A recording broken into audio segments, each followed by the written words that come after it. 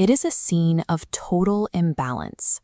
32 kings, led by the Aramean ruler Ben-hadad, have massed their combined armies around the capital city of Samaria. For Ben-hadad, the math is simple. Whoever holds the most swords dictates reality.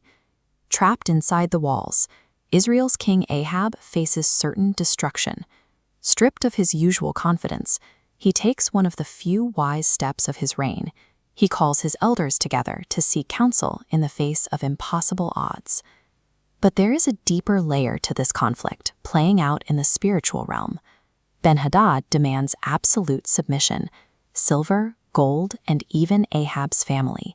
He treats the God of Israel as entirely irrelevant, actively testing the authority of heaven itself. This forces a distinct question. Is Yahweh merely a tribal protector, a local deity who can be crushed under the weight of an empire's boots? Or is he the absolute, undisputed Lord of all reality? When human power attempts to restrict God to a localized, manageable box, it sets the stage for a divine response. God steps in to definitively demonstrate his supremacy over the material world. The first engagement takes place in the hill country, and the strategy is highly unusual. A prophet arrives, telling Ahab God will deliver the massive Aramean army into his hands, using a vanguard of just 232 young, inexperienced administrators. They attack, triggering a massive rout of the enemy forces. This severe mismatch in numbers serves a specific purpose. It proves that salvation here relies entirely on divine grace, rather than human military strength. The spiritual order is actively determining the physical outcome on the battlefield. This diagram illustrates territorial deities. Ben-hadad's advisors conclude Israel's God is restricted to a mountainous domain, lacking power in the flatlands.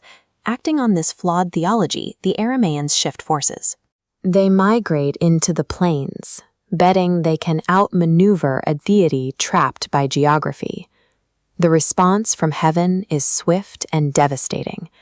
A prophet informs Ahab that because the Arameans insulted the scope of God's power, God will deliver an even larger victory on the open plains. In a single day, Israel inflicts massive casualties on the entire Aramean coalition, completely shattering their new strategy. The outcome dismantles the enemy's logic. God secures his holy name by proving he reigns supreme over all geography, topography, and human circumstances.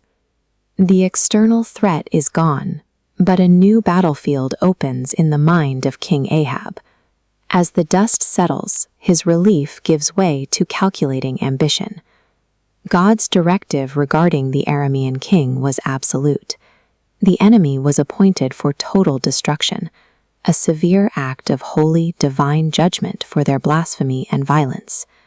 Yet the moment the physical danger passes, Ahab starts doing the math.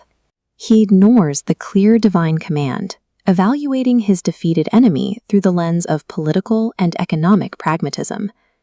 When Ben-hadad's servants approach in submission, Ahab welcomes them. He calls the tyrant his brother, pulls him up into his chariot, and secures trade concessions in Damascus, forging a lucrative, illicit alliance. This animation illustrates the mechanics of rebellion. Sin here is not bowing to a wooden idol. It is the deliberate act where God's clear, heavy command is pushed aside and replaced by our own hollow, self-serving logic. Ahab masks his disobedience as mercy, but offering tolerance where God has demanded judgment is a profound failure, substituting uncompromising righteousness with short-sighted political gain. To expose this betrayal, a prophet approaches Ahab disguised as a wounded soldier. He tells a fictional story about letting a prisoner of war escape, prompting Ahab to declare that the soldier must pay the penalty for his negligence. The prophet removes his disguise and delivers the exact, inescapable verdict.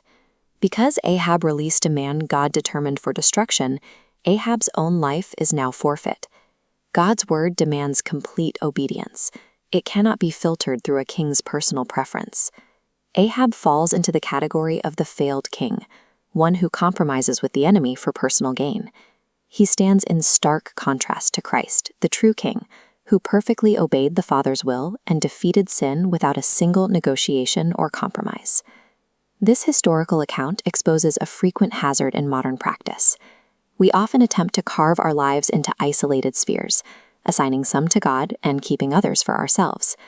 The Arameans were wrong about the geography of God's power, and Ahab was wrong about the limits of God's authority. The God we serve demands total sovereignty. He claims both the mountains of our private Sunday worship and the plains of our public businesses, relationships, and politics. Dressing up disobedience as compassion or diplomatic tact does not fool the judge. Trading God's clear truth for human approval or secular advantage is a fatal miscalculation. Spiritual survival relies on absolute obedience. It requires recognizing that the God who rules the mountains also commands our ultimate, uncompromising loyalty in the plains.